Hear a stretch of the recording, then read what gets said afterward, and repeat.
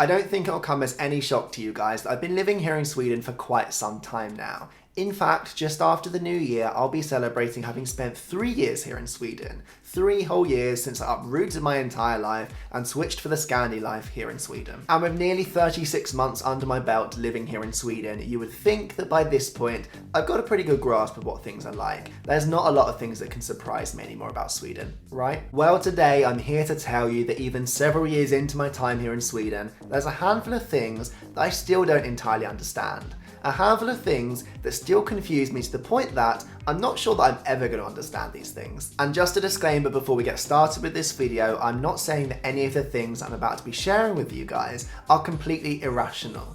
In fact, I'm pretty sure there's a logical explanation behind every single one of these. And I'm sure that lots of you Swedish people will let me know down in the comments below exactly what they are.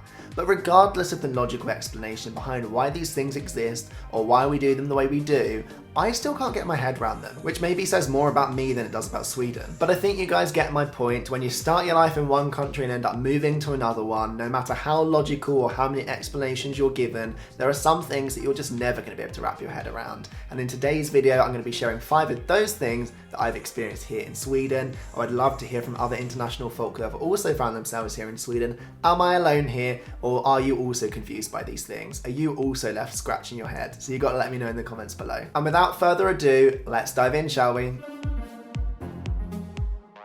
And we're starting today's video with something that has baffled me about Sweden since the very first day I arrived. If you're a regular viewer, you might be able to guess what I'm talking about. Do you notice anything new? Oh, you mean this old thing? Yeah, I actually just bought this a couple of weeks back in town. Thanks for noticing. Sorry, I got a little bit distracted. Let's get back on track. Because I'm talking about my haircut, of course. Last night after work, I had a trim down in my local barber's shop, and it always surprises me, to this point, how much that sets me back per trip. Now, depending where you're from in the world, you will have a vastly different idea of how much a haircut like this would cost you. And bear in mind, all I asked for was the sides and the top to be trimmed. No colours, nothing crazy, it's very, very simple. Here, where I live, this cost me 250 crowns, and it's about the cheapest place around that I could find to do it. And I don't even live in Stockholm. Whereas most people here in Sweden, guys or girls, are paying a starting price of at least 450 crowns, often up to 500 or 650 crowns, just for a simple haircut.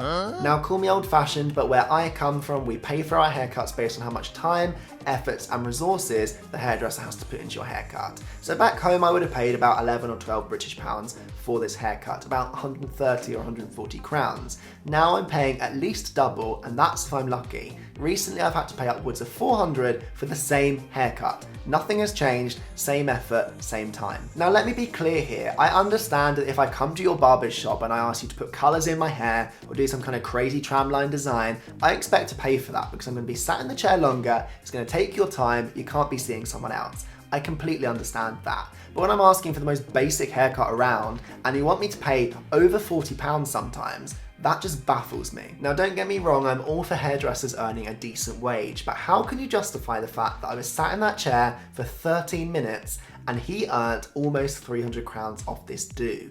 What kind of hourly rate is that? And you could say that I've just had some unlucky experiences with hairdressers here in Sweden, and I'm sure you would be correct. But at the same time, I'm sorry, but I just can't justify the fact that you want me to pay 400 crowns sometimes for the same haircut that at home would have cost me about 120 crowns. How does that work? For this second on the list of things that I will never understand about Sweden, we're about to turn up that sensitivity a notch because I know you guys are going to be shocked and horrified about this one, but I just can't keep it in any longer. I need to say it. I've said it before and I'll say it again here today.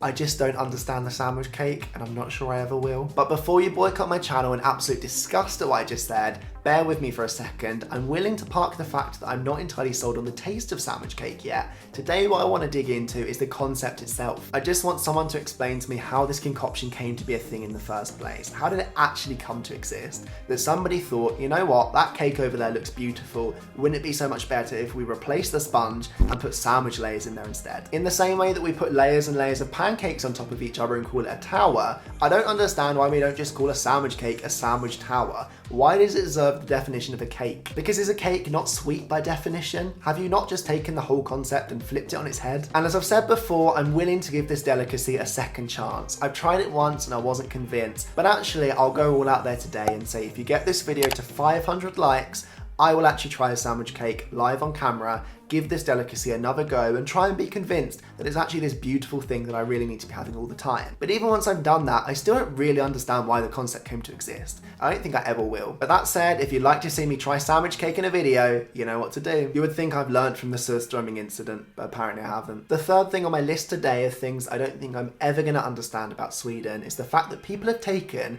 to having icy cold dips in lakes and in the sea in the middle of the winter time. And before someone tries to put me out of my misery and explain to me that there's actually hundreds of health benefits associated with taking an ice cold outside bath, for example, the fact that it's really good for your breathing, I still can't get over the fact that somebody had to be the first person to say, that lake over there is covered in ice. Wouldn't it be fun if we broke through and went through a dip? I think you hear what I'm trying to say. Somebody had to think that this was a good idea. Somebody had to execute it. How did this ever come to be? Something that I've got a lot more time for here in Sweden is that once you've had that ice cold bath, you're probably going to go and sit in the sauna to warm yourself back up again, which in itself, as a principle, I have no problem with.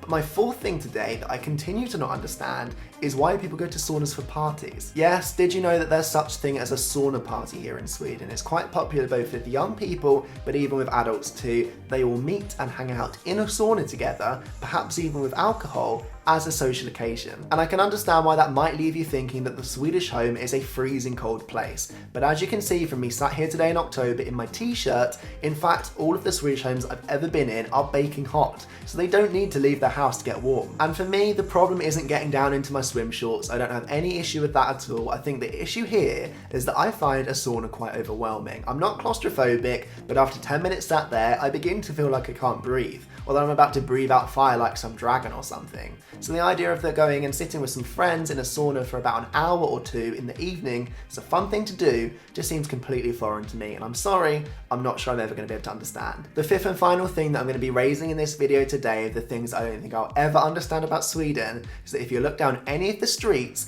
they are absolutely littered with Swedish flags, everywhere you look. And I know that my American viewers out there are going to be very familiar with this because you guys are guilty of this too. Any street you go down in either America or Sweden, you will see hundreds and hundreds of flags. You can never forget what country you're in because they're constantly reminding you. And whilst I'm all for being patriotic and I understand that you want to be proud of your nation and I don't see any problem with that at all, what I don't understand here in Sweden is why do we all have to have our own flagpole? Why can't we just invest in a communal one to go at the end of the street? And even if we do, I've heard that there's different rules in place for when you can fly different types of flags here in Sweden. So most of the time if you're driving around the streets, you'll see these triangular flags. That's like the standard edition that you're allowed to fly any day of the week. But you're only allowed to fly a full flag when it's a public holiday or someone's birthday. That said, as I said earlier in this very video, I understand that you want to be patriotic and I understand that you're proud of your country and there's no problem with that at all. So each to their own. I get that you want to do this, I just don't really understand how it came to happen. And with that said, we've reached the end of another video, you guys, so thank you so much for checking out this video all about the 5 things here in Sweden that I don't think I will ever understand. And I'd love to hear from other international viewers that have recently moved to Sweden.